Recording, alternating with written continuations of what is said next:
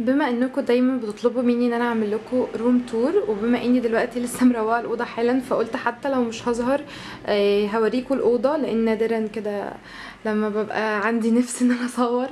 فخلوني اوريكم اوضتي. مبدئيا عارفه ان عندي حاجات كتير في الاوضه، بس للاسف انا عندي مشكله صغيره ان انا متعلقه بحاجاتي، فما بقدرش اتخلى عن اي حاجه. فيا ريت ما تكتبوليش اوضتك زحمه اوضتك زحمه. انا هوريكم على قد ما اقدر الحاجات، اقول لكم اماكنها كل حاجه. ويلا بينا نبدا الفيديو. Please keep watching. I could stay like this forever following you.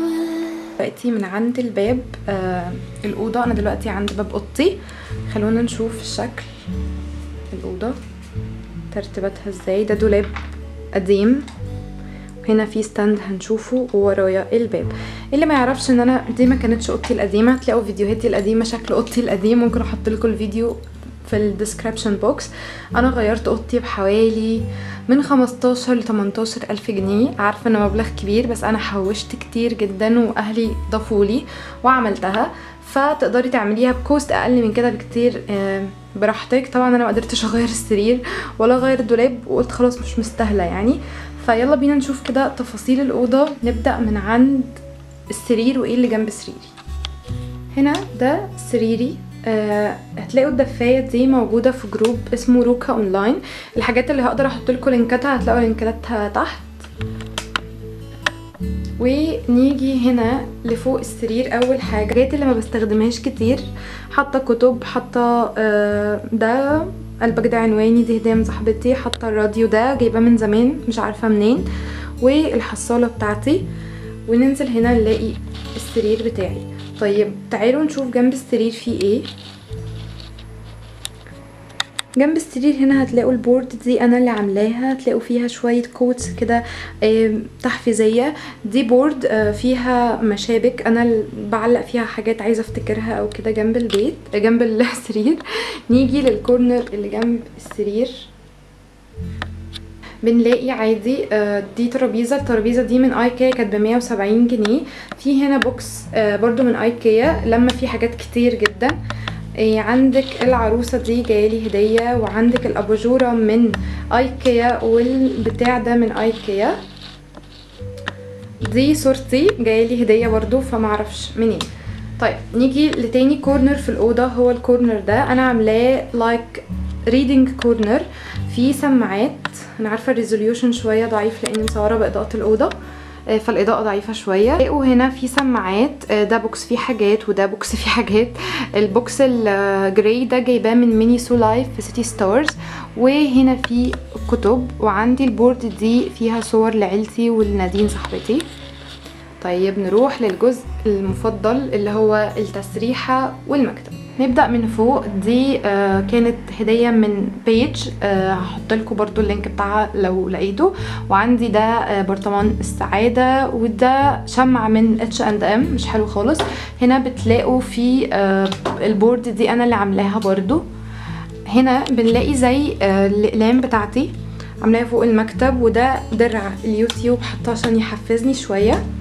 ننزل تحت. هنا انا قسمه الديسك ده جزء للمكتب وجزء للميك اب. خلونا نبدأ في جزء المكتب. طيب عندي دي سماعات. السماعات دي جايباها من فيرجن ستور، كان سعرها 500 جنيه. هتلاقوا فيرجن ستور في اماكن كتير. ده اللابتوب الجديد، اكيد هعمل لكم انبوكسنج ليه. وعندي دي الصبارة دي بتنور اخضر بس مش باينه، ثواني احاول اوريها لكم. كده باينه حلوه صح؟ كانت من جاليري بيت فريده. بعد كده نروح هنا هنلاقي فيه الدرج الاولاني ده حاجات مكتبيه، نوت بوكس وحاجات كده، يعني مش مترتب قوي. نروح لجزء الميك اب.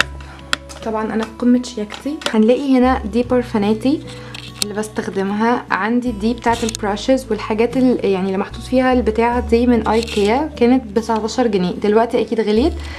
عندي الاورجنايزر ده حاطه فيه كل تقريبا معظم الميك اب بتاعي. هنا حاطه الميك اب اليومي، هنا حاطه فاونديشن، هنا حاطه اقلام وحاجات كده. ودي براشز للعين. عندي المرايه دي كنت عاملاها ب 1700، بس اعتقد دلوقتي تقدروا تلاقوها باسعار ارخص بكتير. هطفلكم النور في الاخر عشان تشوفوها كويس. عندي هنا ده درج عاملاه للميك اب. انا على فكره ما عنديش ميك اب كتير زي ما الناس عارفه، عندي كام باليت وبفضل عليهم. طيب نروح لباقي الاوضه. عندي ده ستاند حاطه عليه هدوم. خد بس ستاند الكاميرا، سوري انا ورضوى. هنا ده ستاند عليه هدوم، ودي علبه فيها حزمه، ودي شنطه كبيره كده، ودي طبله. بس عندي ورا الباب هنا فيه سلاسل، وده روب عشان يدفيني. بعد كده لقيت الدولاب القديم اللي بكرهه بس خلاص مش هعرف اغيره. نيجي للكورنر ده، اخر كورنر في الاوضه. ده علبه اللابتوب، يعني حطاها بس عشان اعمل لكم الانبوكسنج. طيب نيجي نشوف دي ادراج، دي جايباها برضو من ايكيا، هتلاقوها هناك، كانت حوالي ب3.5. بصراحه يعني لما حاجات كتير. عندي ده بوكس فيه حاجات قديمه ليا. تعالوا نقرب شويه من باقي الحاجات. عندي ده بتاع اكسسوارات، ده بتاع حلقان او اكسسوارات براحتك. ده شمعة، كتب، ده صور ليا. البوكس ده فيه حاجات بستخدمها يوميا، يعني عندي مزيل عرق، عندي ميك اب ريموفر، عندي سبراي، عندي حاجات للشعر، سكراب، حاجات كده. بعد كده دي مراية بتنور. هنا حاطه ده بادي لوشن، وده بادي لوشن. دي فيها حلقان، ودي فيها مسك وحاجات كده. دي من نوكس، ودي كذا. الاضاءه طبعا وحشه. ننزل هنا، عندي دي علبه حاطه فيها كل اكسسواراتي، وده اكسسواراتي اليوميه. اول ادراج بقى مش مترتبه قوي، بس يعني عندي هنا كفرات، مانيكير، حاجات كده. وباقي الادراج برضو مليانه حاجات، بلاش نفتحها احسن. كده ابقى عملت لكم الروم تور زي ما طلبتوا مني، انتوا اللي طلبتوا تشوفوا اوضتي بتفاصيلها، فانا حبيت اوريها لكم. يا رب تكون عجبتكم. في النهايه حابه اقول لكم ان مش لازم تكوني جايبه حاجات كتير قوي في الاوضه عشان ترتبيها.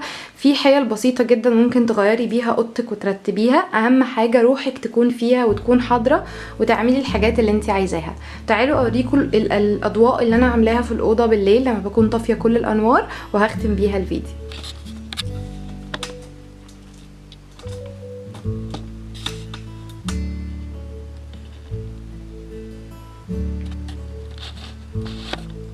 نسيت اقول لكم ان البلوره اللي تحت دي معموله من الملح، وجايلي هديه من سيوه ومن مامة صاحبتي ربنا يخليها ليا، علشان تشيل الطاقه السلبيه.